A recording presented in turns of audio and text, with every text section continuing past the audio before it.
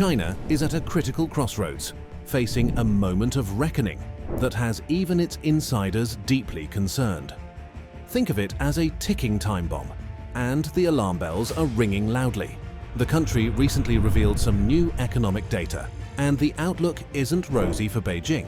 Among the warning signs, China's gross domestic product, which measures the country's economic health, grew by 6.3% in the second quarter, ending on June 30th. This might sound impressive, but it falls significantly short of the expected 7.3%. Retail sales, which show how much people are buying, took a hit, dropping to just 3.1% growth in June, compared to a robust 12.7% the previous month. It's like a store suddenly losing a lot of customers. Inflation, which measures how much prices are going up, only increased by a tiny 0.7% in the first half of 2023. On top of that, young people in China are having a tough time finding jobs, with 21% of those aged 16 to 24 unemployed by the end of the previous month. Yet, this might not merely signify the end. Bloomberg has reported that China's ambition to surpass the United States as the world's largest economy may now be in jeopardy. Why? There exist three substantial reasons, and we will dive into them in today's video. But before we do that, please consider subscribing to the channel for further updates. Last year, there were peaceful protests in China that caught everyone's attention. Thousands of frustrated apartment buyers were holding signs boycotting China. Why? Because China's largest real estate company, Evergrande, went bankrupt, and the people who had invested in apartments lost their money. They didn't get the homes they were promised. It turned out to be a scheme where your money was used to build homes for others, and this cycle kept going until the debt became too much, partly because construction had to stop due to COVID-19. But even though people thought China's real estate would get better after COVID-19, it didn't. Now, 2 years after Evergrande's big money problems caused chaos in the world markets, China's real estate industry is on the edge of another crisis.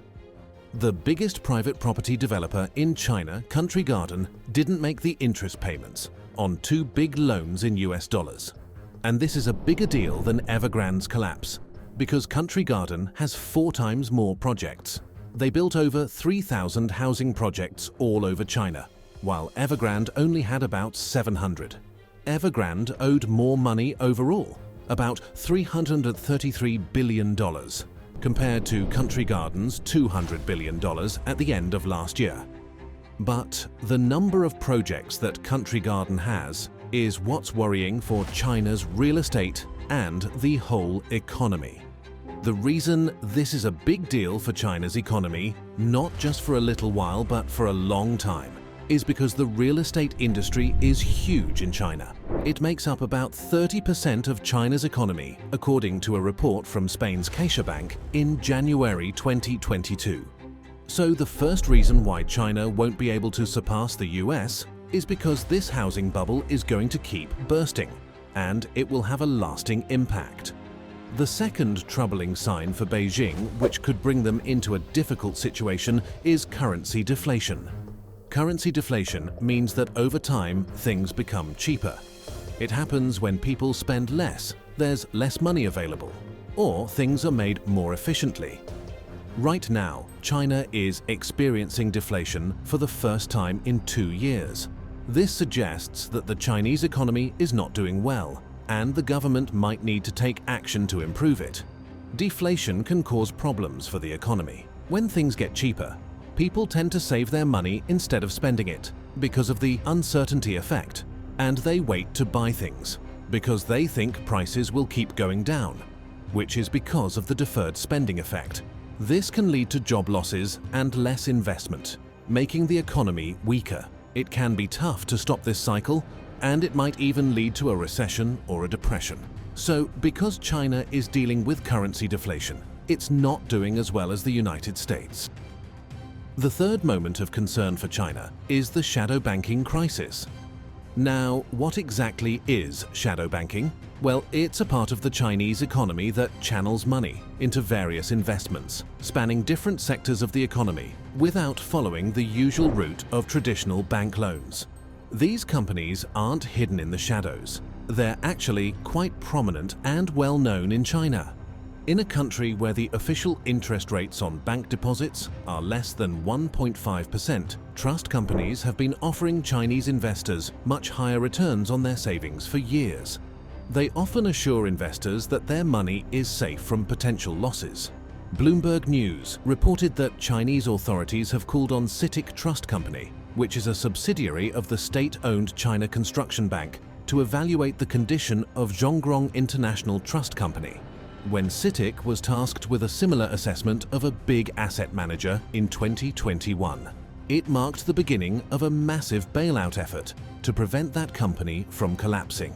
Zhongrong, a significant player in China's $2.9 trillion trust industry, is a subsidiary of the Zhongxi Enterprise Group. Zhongrong manages nearly $90 billion of investors' assets, and recently it failed to meet its payment obligations on multiple investment products, causing concerns about its financial stability.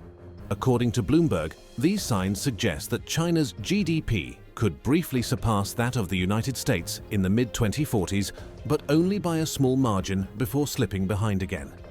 Surprisingly, economists who had previously predicted China overtaking the US in the 2030 now believe that China's GDP growth, which is currently above 6%, will slow down significantly to just 1% by 2050. This forecast is lower than their earlier prediction of 1.6%. So, what are the potential consequences of this economic downturn in China? A decline in the Chinese economy could have a ripple effect on other countries due to economic interdependence. Some might argue that if China stumbles, it could affect the United States as well. In the broader context, it's estimated that the US has approximately $215 billion in direct investments in China and $300 billion in portfolio investments, including stocks and bonds. For comparison, the total value of the United States stock market is a staggering $46 trillion, and the US housing market is worth another $43 trillion. Additionally, China's contribution to US trade makes up less than 1% of the US GDP, so it's unlikely to have a major impact on US consumer demand. However, economic predictions can be uncertain, and unexpected events can occur. In a nutshell, China is in big trouble. There are three major problems: a shaky housing market, falling prices making people spend less, and a risky banking situation. These challenges could seriously shake up China's economy. What it means is that China might not become the world's top economy as they hoped. Instead, there's a scary possibility of economic chaos, not just for China, but for the whole world. So, what are your thoughts on this? Do let me know in the comments. I'll catch you in the next one. If you like the video, subscribe to the channel for more updates.